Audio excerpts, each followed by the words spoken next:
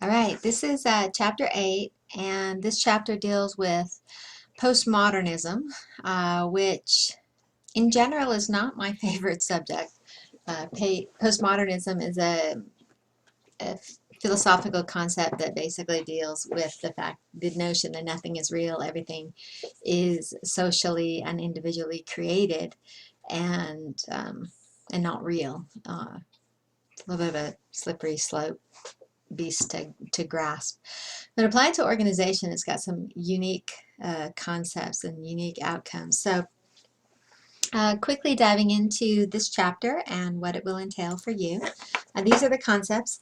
The idea of a Fordist and post-Fordist organization, basically if you think of the manufacturing sort of conveyor belt line of construction, in terms of within a big manufacturing plant. That's the basic Fordist view. Post-Fordist is after that, more information. Talk about disciplinary control and how that applies, and the different teams, notions of teams, emotions, and the new research on the idea of a no-collar in contrast to the historical blue-collar and white-collar worker. So in terms of the postmodern organization, the postmodern organization is organized around this notion of stability, predictability, and change. Stability being lack thereof, predictability being diminishing.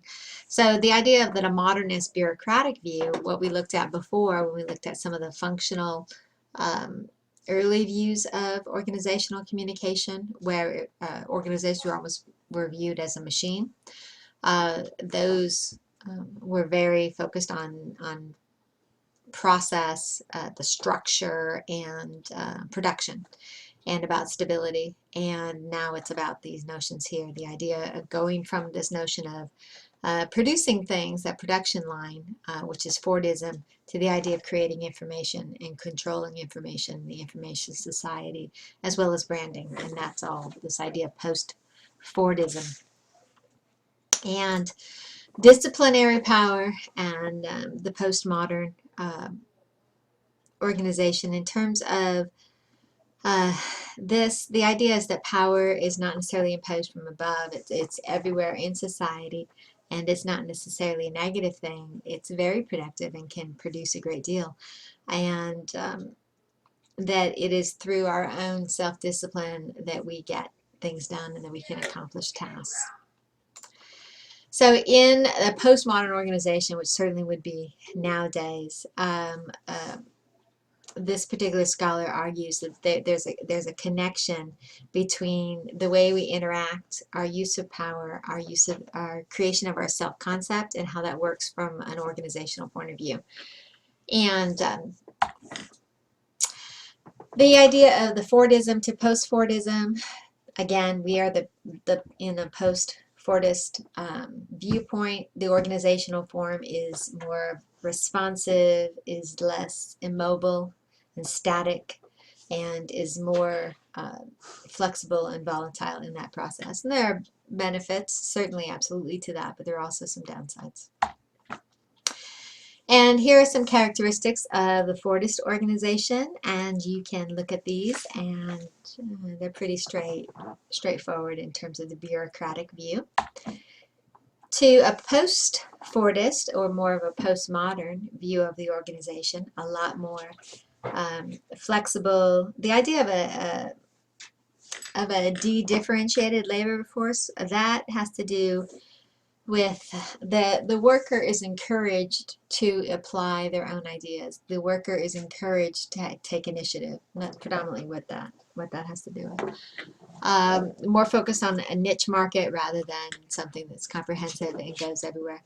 Unstable employment. Nowadays, the adult worker engages in more jobs for shorter periods of time, whereas in your grandparents' era, somebody might be working for an organization for 40 years, and that was much more the norm and what you wanted to look for.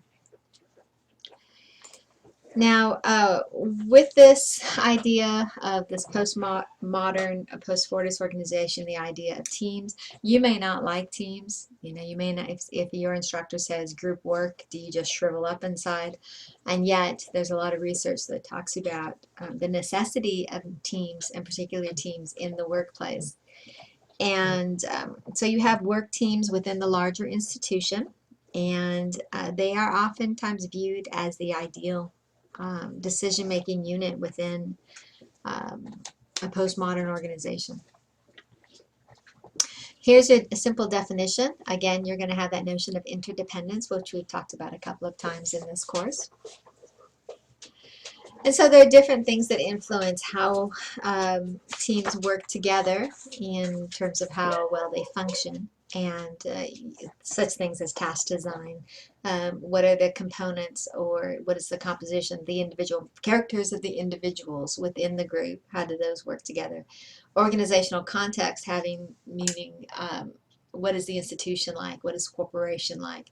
And what kind of oversight does a team at work or a team in an organization has? Internal process is how the communication goes back and forth within that group, within that team. Psychological traits, you can have groups that form, you've been in them, I'm sure, groups that have worked really well together, become a team, become a unit, and everybody is concerned about the personal well-being of everybody else in the group as well as what they produce. You may have been in other groups where nobody cared about anybody's personal emotional needs. It was only about, did they do what they said they were going to do, and that's it. And certainly effectiveness is another variable that you can look at. So these are all very interesting. If you've had a class in a group discussion or group communication, much of that material you can mentally transfer over to organizational teams. Empowerment of workers is the idea of giving individual workers, individual team members, the ability and the right to take initiative to come up with their ideas and bring them to the table and to be considered. And a big shift from this idea of having many skills rather than a lot of skills in one area, and much more of this holistic view. From the management perspective, it is said that you can have higher quality decisions. It is possible to have what's called groupthink, where they basically have talked themselves out of considering possible alternatives for the need of expediency and simply trying to get something done. And that is a big downfall to group decision making. But in general, there's a lot of research that supports the fact that decisions are better when they're made as a team. On the negative side, in terms of this critique of teams, certainly it's very difficult to give an unbiased critique. It tends to be a little bit critical, negative. Management by stress, that has a lot to do with your deadlines. Concerted control, you know, where's the knowledge held, you know, in terms of where is it restricted, where are those lines. So in terms of how we assess different group teams, there are benefits, there are weaknesses, and it's important to understand that they're not the end-all be-all of all organizational problems, nor necessarily always the best way to approach a situation within an organization. And this part of the textbook explores that notion. Emotion labor are different jobs, particularly more service-oriented, that are focused on having a certain persona that you need to present. Last chapter, your book explored the notion of flight attendants and always needing, you know, to smile all the time.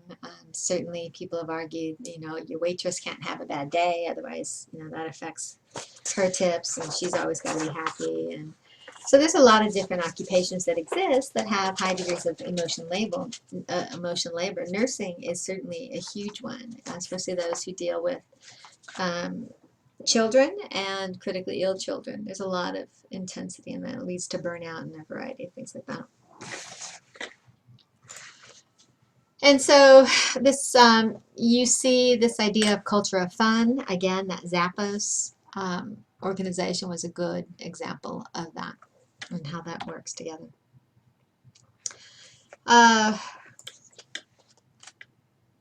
Okay, we did that. We did that.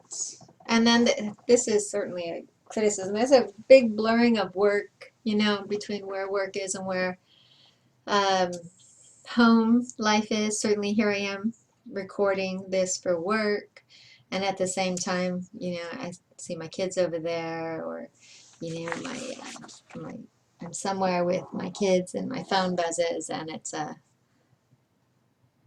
email from work I have to respond to. So there's certainly a line, blurring of the line rather. Now this idea of no collar work, rather than simple, the old definitions during a Fordist day, during a modern organizational period, what they call the Fordist period, it was just the blue collar, which was generally your manual labor, and your white collar, which was more the salaried worker, the one who's more management. Pink collar was generally viewed as clerical staff, more the feminine. No collar is much more current, this product of a postmodern organization, and tend to be a little bit nonconformist, tend to be a little bit more contract in terms of a free agent. You know, I go, I get the job done, I leave. So definitely very transitional in terms of their workplace. And the idea of no collar, that comes about, you know, casual Fridays, you've heard that concept. So wearing a t-shirt to work, that's the whole no collar thing.